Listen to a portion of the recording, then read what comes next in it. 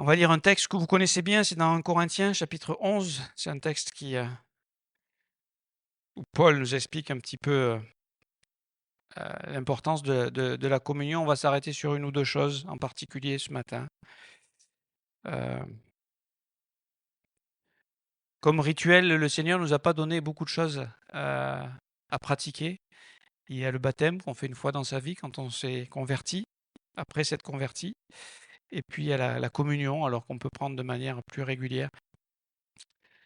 Donc on va lire dans 1 Corinthiens et on va lire au chapitre 11.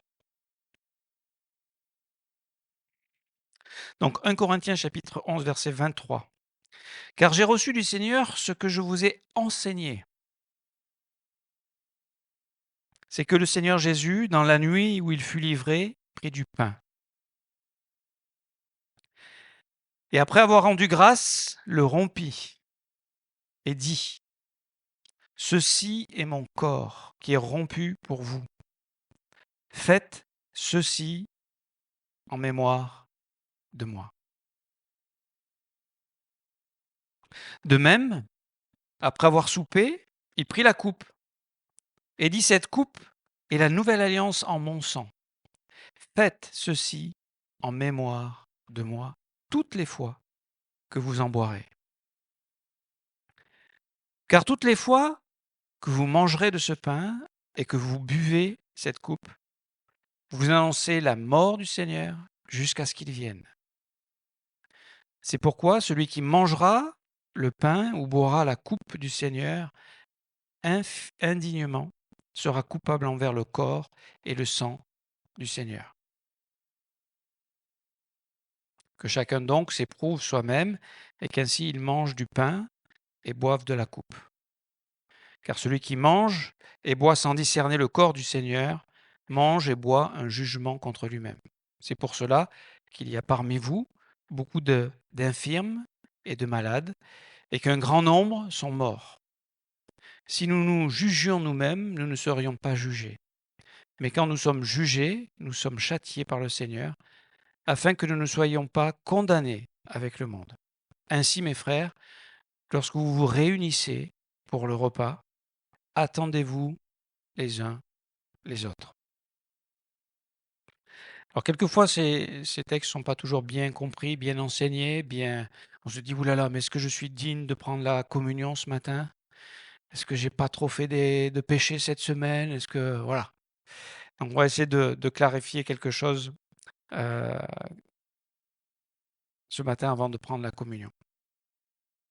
Le contexte, lorsque Paul écrit à l'église de Corinthe, c'est que en réalité, il prenait la communion, et c'est ce qui est expliqué au verset précédent. Dans les versets précédents, c'est qu'il dit, en fait, certains étaient ivres, d'autres étaient affamés. Il n'y avait pas du tout il y avait pas d'unité en réalité. Et chacun était centré sur lui. Et c'est peut-être les deux mots que j'aimerais que vous reteniez, c'est notre tendance à tous, à tous les hommes, c'est d'être égocentré. Centré sur soi, sur ses besoins, sur ses problèmes, sur sa situation, sur sa richesse, sur sa pauvreté, peu importe sa situation. Et là, Dieu nous encourage à être christocentré. Et quand on est christocentré, ça veut dire qu'on est centré bien sûr sur Christ et on est centré sur la personne de Christ, sur le corps de Christ. Ça veut dire sur les uns les autres. Puisqu'on est tous membres en particulier, 1 Corinthiens 12, 27, du corps de Christ. Et ça veut dire qu'on ne peut pas. En fait, la communion, c'est pour nous rappeler l'unité que nous avons les uns avec les autres. Il n'y a pas un plus fort, un plus grand, un meilleur. On a tous été rachetés par le même prix qui a été payé, le sang de Jésus-Christ à la croix, n'est-ce pas? Le don de sa vie. Et lorsqu'il est parlé du fait que son corps a été rompu pour nous, et qu'il nous demande, alors il y a des mots, il y a fait en mémoire. Donc on se tourne vers le passé. On est dans le présent parce qu'on va faire un acte présent là, maintenant on le vit ensemble, d'accord? On croit qu'il y a la présence de Dieu qui est au milieu de nous. Et on ne veut pas être familier avec cette présence, dans le mauvais sens du terme, hein. J'emploie le mot familier où, voilà, Dieu est là, mais bon, moi, moi je suis là aussi, donc Dieu, bon, ok. Non, non, Dieu est là. Et d'un coup, il y a une révérence. D'un coup, on prend conscience de ce Dieu qui est là au milieu de nous. Et ce Dieu est là parmi nous et il a payé le prix pour être là parmi nous. Il n'est pas venu juste en touriste comme ça, s'asseoir et nous, salut les gars, vous allez bien? Non, non, non, non. Pour venir parmi nous, il s'est humilié. Philippiens chapitre 2, versets 6, 7. D'accord? Il a pris un corps semblable au nôtre. Il a laissé sa gloire dans le ciel. Et il s'est incarné. Il a vécu notre vie ici-bas. D'accord? Et il a accepté de se livrer, sans rien dire, sans rechigner. Et si on lit quelques versets, peut-être, juste quelques chapitres avant, à 1 Corinthiens 4, c'est Paul qui parle, et qui parle de leurs conditions vis-à-vis des Corinthiens qui étaient un peu fiers et qui remettaient en question l'apostolat de l'apôtre Paul. Et s'ils étaient là, c'était grâce quand même à l'apôtre Paul qui les avait amenés au Seigneur. Et voici ce qu'il dit. Car Dieu, verset 4, chapitre 4, verset 9, car Dieu, il me semble, a fait de nous apôtres, les derniers des hommes, des condamnés à mort, en quelque sorte, puisque nous avons été en spectacle au monde, aux anges et aux hommes. Nous sommes fous à cause de Christ, mais vous, vous êtes sages en Christ. Nous sommes faibles, mais vous, vous êtes forts. Vous êtes honorés, et nous sommes méprisés. Jusqu'à cette heure, nous souffrons la faim, la foi, la nudité. Nous sommes maltraités, errants çà et là. Nous nous fatiguons à travailler de nos propres mains. Injuriés, nous bénissons. Persécutés, nous supportons. Condamnés, nous parlons avec bonté. Nous sommes devenus comme les balayures du monde, le rebut de tous jusqu'à maintenant. Quand Paul parle comme ça, qui veut vivre ce genre de vie-là? Pourtant, c'est la vie que Jésus a accepté de porter, de prendre en exemple pour nous, de savoir se taire, d'accepter les injustices, de supporter les choses qui sont peut-être pas. C'est pour ça qu'on peut avoir une unité les uns les autres, parce qu'on apprend à se supporter les uns les autres, on apprend à s'aimer les uns les autres, on apprend à croire le meilleur les uns pour les autres, au lieu de se parler dans le dos, au lieu de critiquer, au lieu de juger, au lieu de. Hein, vous savez comment on est capable de faire ça? Mais parce qu'on est centré sur Christ. Et j'espère que pendant ce camp, tous les jeunes, là, vous allez expérimenter ça. La joie d'être ensemble, de faire des activités super fun, mais surtout de réaliser qu'il y a un trésor, cette unité. Cette unité qui vient parce qu'on est centré sur Jésus-Christ. Parce qu'on a compris la grâce qui nous a été faite. Et que parce qu'on a reçu cette grâce, on peut peut-être accepter des fois qu'on nous marche un peu sur les orteils. Sans monter sur nos grands chevaux. On se rend compte. Aujourd'hui, on fait à peine une touche à quelqu'un, ça y est, c'est le scandale.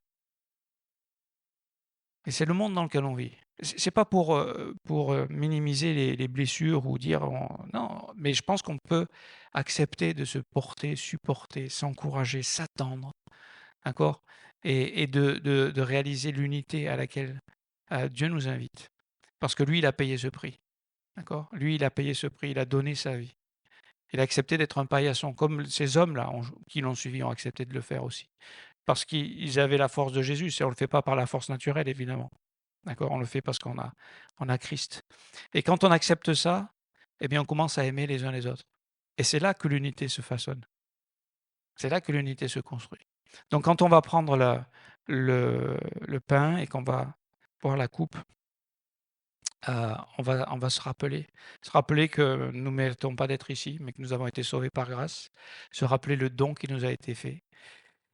Et ça veut dire aussi, et c'est ce qu'il dit, c'est qu'on va vivre ce temps présent et en même temps, ça projette notre foi et notre assurance dans ce qui va se passer dans le futur. C'est-à-dire que oui, on parle en ce moment pas mal de la souffrance.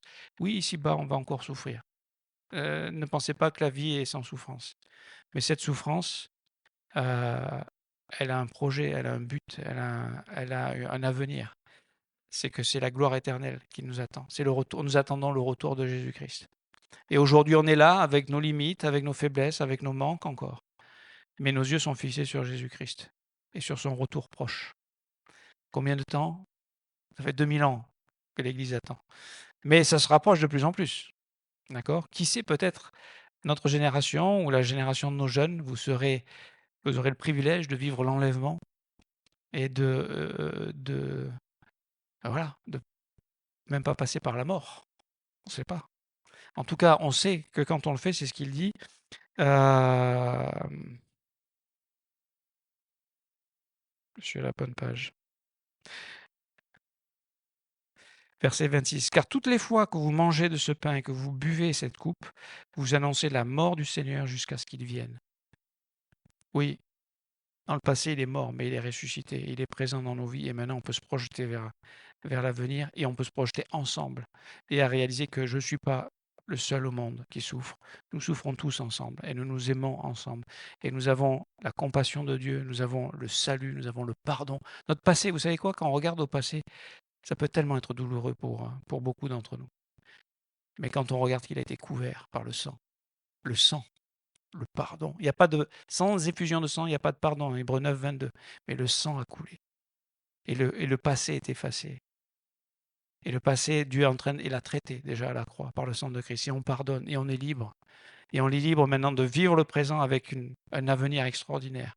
Et avec un sens quand il y a encore des difficultés. On est dans la réalité, on ne vit pas dans un monde où tout est simple et tout est facile. Il y a des souffrances. Et je terminerai avec ce dernier verset dans Hébreu, non pas dans Hébreu, si dans 2 Corinthiens chapitre 8 et verset 9. Regardez bien et on va prendre ensemble les éléments. 2 Corinthiens chapitre 8 verset 9. Car vous connaissez la grâce de notre Seigneur Jésus-Christ, qui pour vous s'est fait pauvre de riche qu'il était, afin que par sa pauvreté vous soyez enrichis. Aujourd'hui, on a été enrichis parce que Jésus s'est livré. Et parce qu'il s'est livré, on est devenu riche. Et à notre tour, nous aussi, on peut se livrer les uns aux autres. Nous aussi, on peut s'attendre les uns les autres. Nous aussi, on peut s'aimer les uns les autres. Et quand on prend la communion indignement, c'est qu'on n'est pas conscient du corps de Christ qui est autour de nous. D'accord? Si on a péché, on confesse nos péchés. On a un trône de grâce, on se présente devant Dieu. Mais si on prend ça comme bon, c'est une habitude, c'est normal. Non, non, non, c'est une grâce d'être à la table du Seigneur et d'être en communion avec lui, d'être en communion les uns avec les autres et de réaliser l'importance du corps de Christ dans lequel je suis placé. Et Dieu m'a béni. Et nous sommes gâtés ici à Nîmes d'avoir cette communion. Et chérissons-la, apprécions-la, vivons-la, encourageons-nous, envoyons-nous des mots d'affection, de reconnaissance, d'édification. On en a besoin, c'est le contraire de ce monde. Mais nous, on peut le faire parce qu'on a le pain et on a la coupe de délivrance et de cette alliance extraordinaire. Donc, prenons le pain ensemble et centrons-nous sur Jésus-Christ et sur ce qu'il a fait pour nous.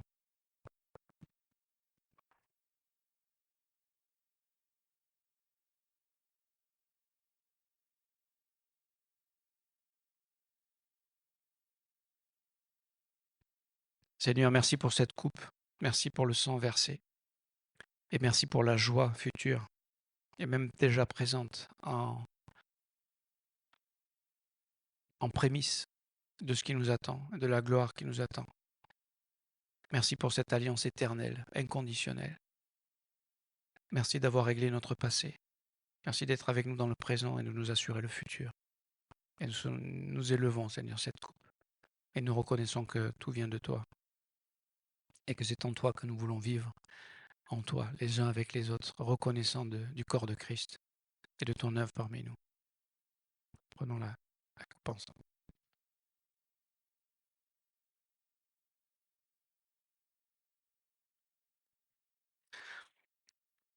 Gloire à toi, Seigneur. Merci, Seigneur, de nous aider à nous rappeler, à ne pas être familier, Seigneur, avec, avec ton œuvre, avec ton sacrifice, avec la démonstration de ton amour et avec les projets que tu as pour nous, Seigneur. De laisser cet amour nous unir et devenir un témoignage, une lumière dans ce monde. Je te demande de protéger l'Église, nos églises en France. Et on te remercie pour l'unité que nous avons dans toutes nos églises entre Paris, Genève, Lyon, Montpellier. Merci d'être accompagné chacun ce matin et de conduire la suite de ce culte. Au nom de Jésus-Christ. Amen.